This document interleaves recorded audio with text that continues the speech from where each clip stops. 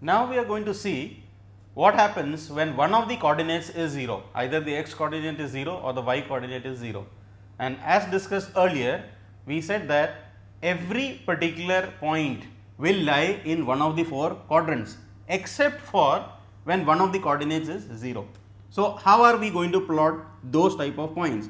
Let us say we have to plot 2 comma 0, 0 comma minus 2, we have to plot let us say minus 1 comma 0 and another point let us say 0 comma 3.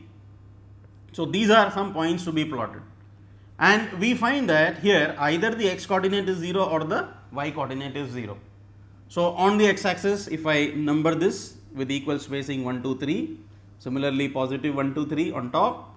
As we move to the left, we have negative 1, negative 2, negative 3 here, and negative 1, negative 2, negative 3 below.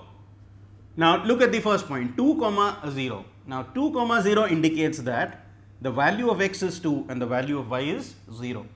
So, if x is 2 and y is 0, it means that that particular point will lie on the x axis. It will not be in a quadrant, it will be on the x axis.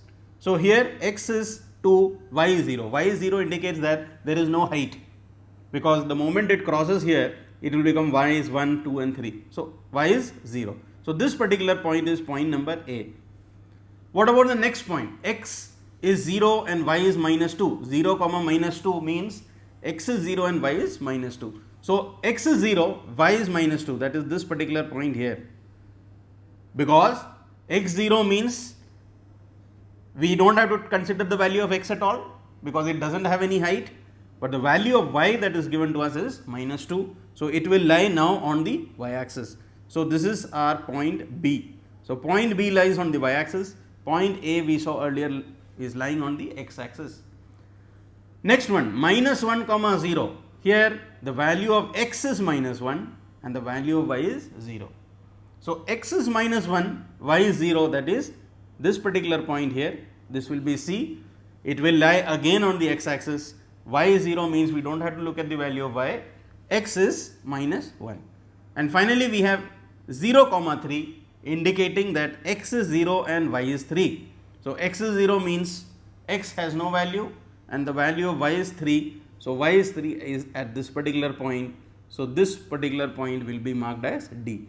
So, we have got A, B, C and D points, and if we observe this graph very carefully, we find that all of them are lying on the axis. So, they do not belong to any quadrants, unlike the previous example where it belonged to either the first, second, third or fourth quadrant.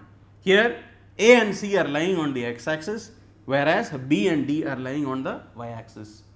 Now, these particular x coordinates are also known as the abscissa, and the y coordinates are called the ordinates. So, you will find these words in some question that abscissa is 2 and the ordinate is 3. It means that the value of x is 2 and the value of y is 3. So, abscissa is the x coordinate and ordinate is the y coordinate. So, once we know the abscissa and the ordinate or the value of x and y, it is possible to plot that particular point on a graph paper. If we do not have x, if we do not have y, we do not have both quantities, then it becomes impossible to draw it on a graph, because a graph will require both the x coordinate as well as the y coordinate. It can be 0, but there has to be a particular value for x and there has to be a particular value for y. So, all points can be plotted on the graph paper in this manner.